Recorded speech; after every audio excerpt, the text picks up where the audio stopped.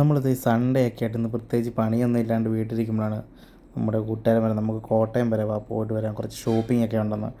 പിന്നെ ഒന്ന് നോക്കിയിട്ട് നേരെ വണ്ടി എടുത്ത് നേരെ കോട്ടയത്തിന് വിട്ടു. നമ്മൾ ആദ്യം തന്നെ ചെന്നത് ലുലു മാളിലോട്ടാണ്. നേരെ ഗെയിമിങ്ങിൻ്റെ സെക്ഷനിലോട്ടാണ് നമ്മൾ പോയത്. അവിടുത്തെ സാധനങ്ങളെല്ലാം കണ്ടപ്പോൾ തന്നെ നമുക്ക് എന്താ അവിടെയൊക്കെ ഒന്ന് കയറിയിരുന്ന് ആസ്വദിക്കാൻ വേണ്ടി നമുക്ക് തോന്നി.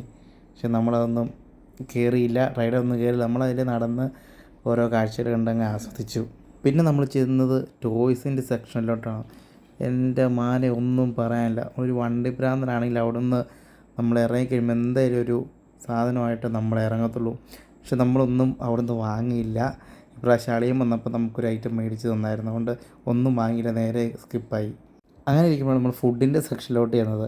ഫുഡ് പിന്നെ പറയുകയോ വേണ്ട, നമ്മളൊരു ഗുണാഫയും മേടിച്ചു.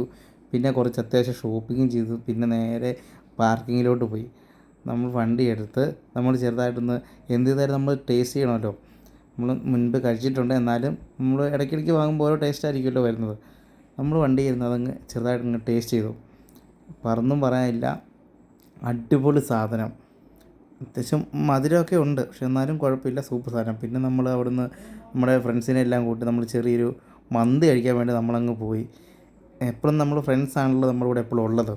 അപ്പോൾ നമ്മൾ ചെറിയ മന്തിയൊക്കെ കഴിച്ച് അവിടുന്ന് വരുന്ന വഴി പിന്നെ നമ്മളൊന്നും നോക്കിയില്ല, ഡെക്കാത്തലോണിൽ കയറി. അവിടെ കുറേ നേരം നമ്മൾ എന്താ സാധനങ്ങളൊക്കെ നോക്കി അങ്ങോട്ടും ഇങ്ങോട്ടും കുറേയൊക്കെ നടന്ന് അത് കഴിഞ്ഞ് പിന്നെ നമ്മൾ ക്യാരംസ് കളിക്കാൻ വേണ്ടി അതിലേ കയറി. അതിൻ്റെ ഇടയ്ക്ക് നമ്മുടെ പിള്ളേരുടെ കുറച്ച് കലാപരിപാടികളും.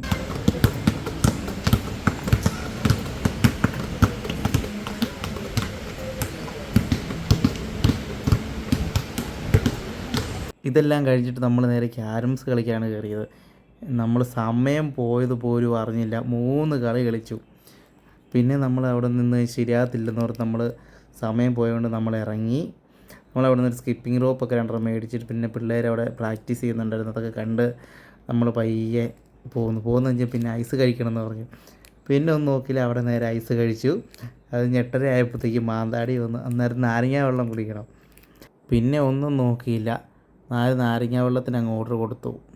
നമ്മുടെ ക്ലൈമറ്റിൻ്റെ ആണെന്ന് തോന്നുന്നു, നല്ല ദാഹം ഉണ്ടായിരുന്നു.